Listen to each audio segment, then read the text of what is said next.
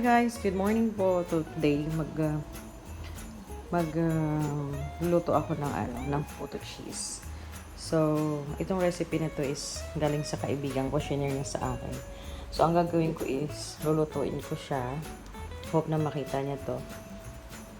So, ang kailangan natin is meron akong powder na milk, flour, tsaka sugar. Ang dami ng sugar. And then, meron din akong 4 na itlog, cheese para sa toppings niya. Tapos, meron akong 1/4 cup na tawag dito butter. And then, 1 teaspoon na salt. Tsaka 2 tablespoon na baking powder. And then, may water ako. Gamit tayo ng water tsaka fresh milk. So, and then, naka-ready na rin yung aking steamer. Tsaka yung molds ko na cups. And then, gamit tayo ng dalawang kasi dito ko ilalagay yung liquid, tsaka dito naman yung powder ko na mixture. And then, nagpakulo na ako ng tubig. So, let's start guys. Huwag siyang i-press. Kasi hindi na natin makukuha yung isang cup. So, kailangan ganyan lang siya. So, isang.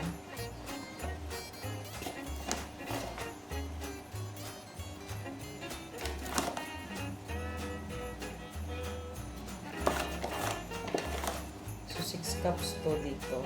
Dalawa. So, yan. 6. So, may 6 cups tayo dito. Flour. Now, maglalagay ako ng 2 cups na powder milk. Napakasarap nito guys. Nakatry na ako nito ilang beses. So, 1.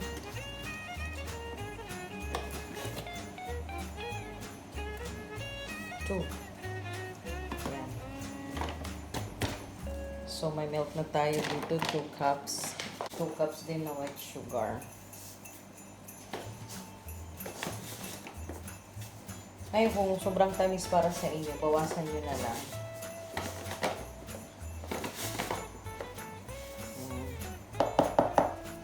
Paghaluin ko na dito yung powder ng mga ingredients. And then, ilalagay ko na rin yung aking salt na 1 teaspoon. Yung aking baking powder na 2 tablespoon. I-mix lang natin siya.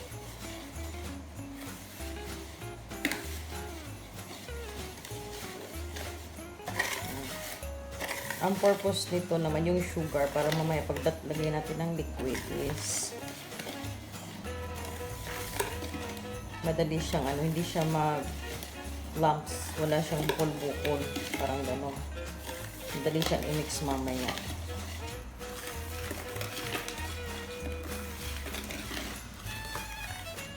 So, ayan, ready na siya.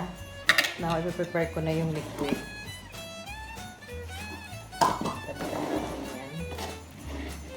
So, yung liquid, ang gagawin ko is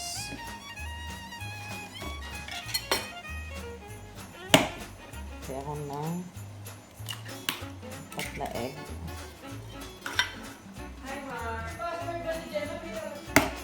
So, 4 eggs. May 4 na egg siya. And then, maglalagay tayo ng 2.5 cups ng water.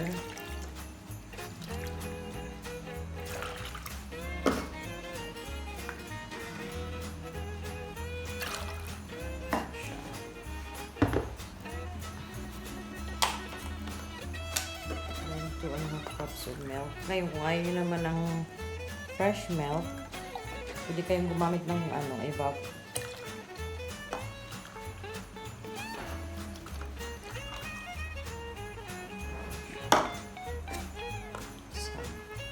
So, in total is 5 cups lahat.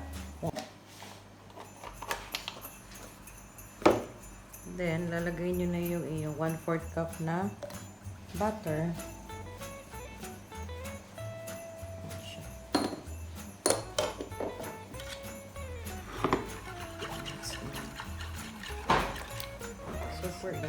Naka-ready na rin yung aking steamer. So, kumukulo na siya.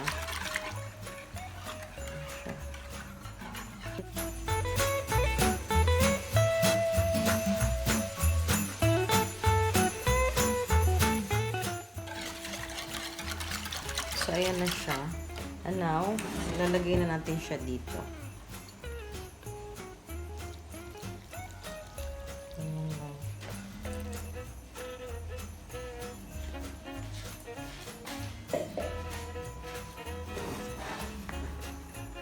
I-mix lang natin.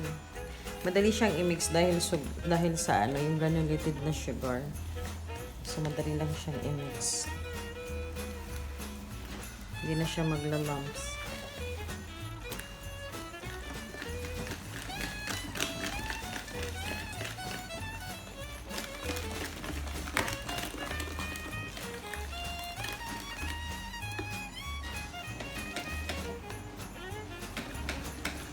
So guys, dapat ganyan siya.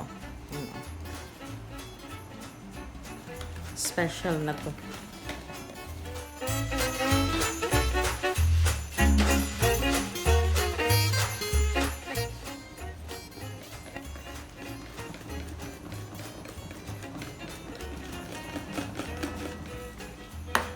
Then, gamit lang tayo ng measuring cup.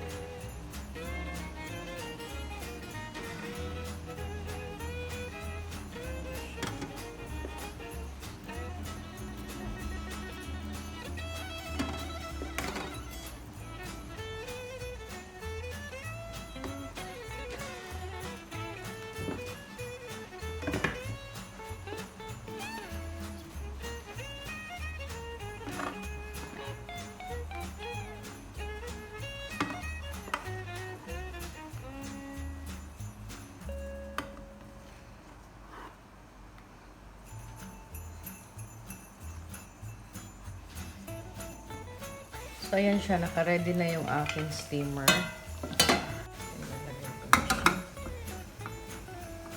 Steam lang natin siya ng mga 10 minutes.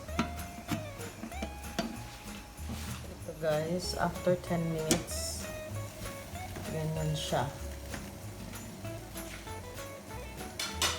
So, ang gagawin, lalagyan natin siya ng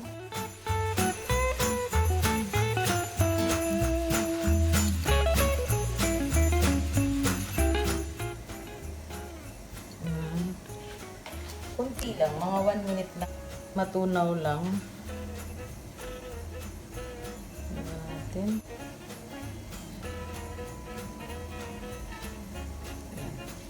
Takpan natin ng 1 minuto. And that's it. Oops.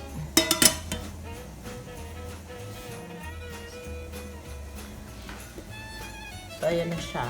Oh, na-melt na. Here na guys, ang ating puto. Puto. So, ganyan na siya. See? As you can see.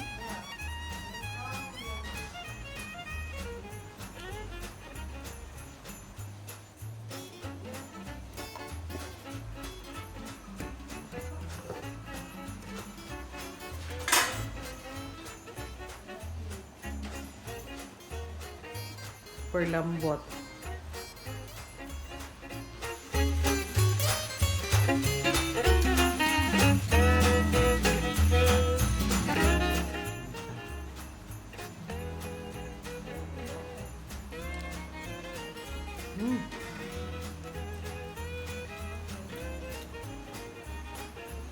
Miyan, Jim ay. Guys, if nagustuhan niyo po yung aking niluluto ngayon, please like, subscribe, hit the notification bell, and don't forget to comment kung nagustuhan niyo guys. Tsaka kung ano pang gusto niyo lutuin ko. Ha? Maraming salamat. Till my next video. Bye!